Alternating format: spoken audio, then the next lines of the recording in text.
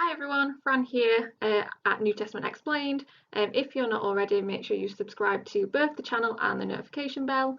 Today's video is going to be on Roman occupation of First Century Palestine. Again, this video will be aligned to the A-level religious studies offered by Edexcel, but if it is a more general area of interest, you'll be more than fine watching this video today.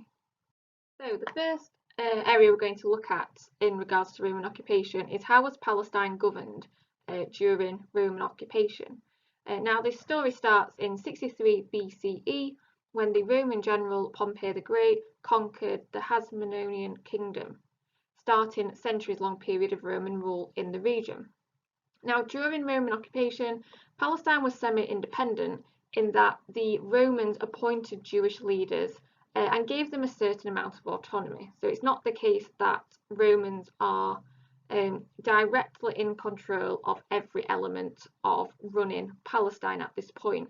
And as we go through the slides, the examples will support that. Pompey, he appointed Hyrcanos as the high priest, and he was seen as a leader of the Jews. Antipater was appointed the chief minister. He had more of a government role as opposed to a religious role. Antipater actually appoints his two sons as governors in the area. The one we pay most attention to perhaps is Herod, later known as Herod the Great, and he is appointed to govern Galilee. Now, many are dissatisfied when Herod is governor, and he eventually ends up fleeing to Rome. And what's quite interesting is whilst he's in Rome, he is made the king of Judah by the Senate in Rome, so he gains more power. Despite the fact he has fled the area.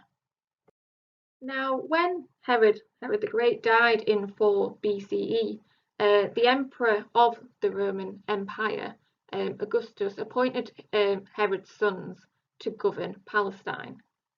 Archelaus governed Judea. However, he is quickly deposed of that position and replaced with a Roman prefect, so he's a Roman representative who takes the post of governor.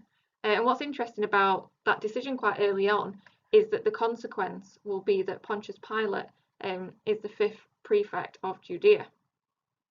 The other son, Herod Antipas, is appointed to govern Galilee, and he governed from 4 BCE until 30 CE. He paid tribute to Rome, he cooperated with the Romans, and therefore he wasn't deposed. In a nutshell, actually in return the Romans protected Galilee against any invasions that may happen.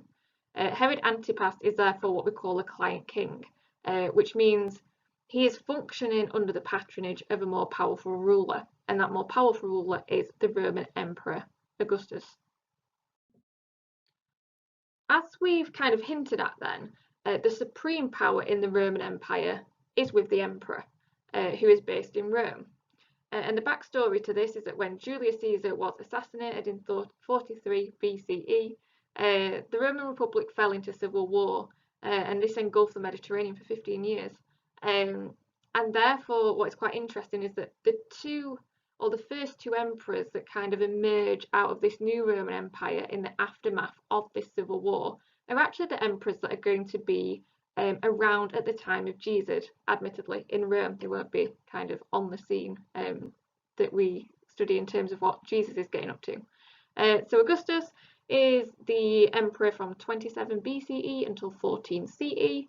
He is seen as a wise ruler who brought about a time of peace and stability to the empire. Following him, you get Tiberius, who is 14 CE until 37 CE. And he contrasts in that he's unpopular. He lives a life of excess, which you sometimes may expect out of a Roman emperor. He is the one who appoints Pontius Pilate as prefect. These emperors, again coming out of the aftermath of a civil war, they take grand titles. Augustus means son of God. Statues of them are placed around the empire, and to worship the empire is to worship the emperor, is to worship the empire itself, and therefore refusal was an act of rebellion and blasphemy, which raises questions when you kind of link this to life in first century Palestine, because what this means in practice is that Jews are expected to worship the emperor, and that will conflict with Jewish beliefs. just a little bit on culture because it is quite interesting and it links to the previous video I've done here on Hellenism. So the Roman Empire does absorb Hellenistic culture, and an example of this is that they identify Roman gods with Greek gods to kind of see how the two may link together. For example, Jupiter was identified with Zeus, and they kind of almost match them and align them together. And therefore the empire also adopted cultural practices such as public bathing, athletics, and so on. So that's just to note that Hellenism and Roman occupation are not necessarily these completely distinct topics and that there is a degree of overlap. So now that we've looked at the sort of role of Roman occupation in relation to first century Palestine, we're going to finish by looking off at what does this mean for the life and works of Jesus? Where do we see Jesus interacting with figures relating to the Roman Empire, and how do those situations play out? So I've kind of categorised the next two slides into areas where Jesus interacts with Roman representatives. And the first category we've got is taxation and publicans, who are the people who collect tax. I'm not going to read through all of the passages one at a time. You can pause the video at this point and read the passages yourself. But in terms of the right-hand column, what is important here is what do these passages say about Jesus and Roman occupation. So interestingly, or maybe perhaps not interestingly, Jesus praises the humble faith of the publican and condemns the spiritual pride of the Pharisees in Luke 18 at 10 to 14. So he's not afraid to take the side of the publican on the grounds that he has faith. This is quite a shock to first century listeners. Pharisees, as we'll see in the next video I do on religious groups, are a group that Jesus comes into conflict with a lot, but maybe at the time you wouldn't expect that. So it is interesting that he is willing to almost ignore the official social standing of the people in this passage and focus on who has faith out of the two. This does link a lot to second year content we do about Jesus coming into conflict. So it might, if you're a second year looking perhaps back at this video for a revision, to maybe make some more blatant links between this topic and the topic on conflict and why did Jesus have to die. The second passage then is Mark 2:16 to 17, and in this passage Jesus doesn't just praise the publicans, but he socializes actively with them. So these figures are not the most popular in society. They're the people who collect tax, which is not something anybody particularly enjoys doing. So the fact Jesus is choosing to socialize with this group again is something he's criticized for. But he will reply by saying these sinners need God's love and forgiveness more than ordinary Jews. So again, it kind of makes a theological standpoint here in terms of the why. And the final example you can use is Matthew 9:9. And it's an example where Jesus makes a convert out of a publican.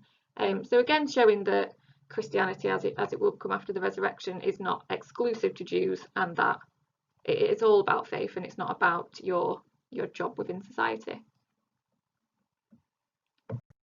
The second area is Roman soldiers, a bit more specific. So again, quite a long passage, Matthew 8:5-11. Jesus praises the faith of the centurion and announces that Gentiles like this will be rewarded alongside Jews. This, again, it links to the idea of faith. If you've read John's prologue, linked to topic 2.1, that it's about believing in Jesus and his message rather than having beliefs about Jesus. And it also links to the topic at the beginning of second year, the kingdom of God, about who will enter the kingdom of God, who won't, and just this broader notion that the answer isn't just Jews, that it is also open to Gentiles. And then Matthew 27:11 notes how only an emperor official could put to death, and Pilate seems unwilling here. So again, it's quite interesting just these dynamics between sort of Roman soldiers and Jesus. I put together a final sort of AO2 debate almost on does Roman occupation make a difference to how we understand Jesus? How important is it that we know about Roman occupation when we read passages in the New Testament? Again, as I've said in my previous video on Hellenism, these points link together. Every row is an argument and a counter-argument that form a logical chain of reasoning. So we've got that Jesus' ministry was shaped by the context of occupation. There are two people claiming to be the Son of God while Jesus is alive. One is Jesus and one is the Emperor. So you've got that dynamic that you need to understand in light of Roman occupation. The reverse of that is the idea that Jesus' ministry was shaped by a prophetic tradition of the Old Testament, where King David was referred to the Son of God. So when Jesus is saying he's the Son of God, is trying to make people think back to King David. He's not trying to challenge the Emperor. Jesus almost has a much bigger vision of what this term means to him when he refers to himself in that light. Secondly, Jesus' values of love and brutality contrast with the violence and brutality of Roman rule. So maybe if you understand Roman occupation, you can understand what Jesus is perhaps trying to change and what he's trying to sort of work against almost. But the counter argument, again, you could say that Jesus isn't looking to contrast against Roman occupation, is looking to contrast against the harsh laws of the Old Testament, and that's his point of comparison. We've got that Jesus was executed by the Romans because he represented values that threatened the Roman regime. The counter-argument is that actually you may say that Jesus was arrested and sentenced to death by Jewish priests, and that they recognise that he may be sort of going against their perception of their religion at the time. You could also take the line of view that Jesus is intending to die an atoning death, and therefore who killed him isn't actually relevant to understanding who Jesus is and his mission and his message. Again, when we study the topic on crucifixion, resurrection, but also the topic on why did Jesus have to die again, these themes will come up in a lot more detail in terms of why Jesus died. And then the final point you can bring up are the role of the publican makes no sense unless you understand Roman occupation. So Jesus' interaction and what he's trying to get across in the passages where publicans come up, you need to understand Roman occupation to get that they're quite an unpopular figure, and picking the side of a publican over a Pharisee would be quite controversial to people and to his contemporaries. But the counter-argument is that Jesus' teachings, the message behind these passages, have lasted down centuries. It's more the moral message. As long as you get that, knowing the role of a publican exactly may not matter so much. Again, there's a lot of points there, but they're all paired up in terms of here's an argument, here's a potential idea that undermines it. In the exam, in an essay, you would just be expected to say which side you are finding more convincing. That is the end of Roman occupation. Thank you for watching, and as always, make sure you are subscribed and got both the channel and notifications in terms of your subscription. Thank you, and I'll be back soon with a new video.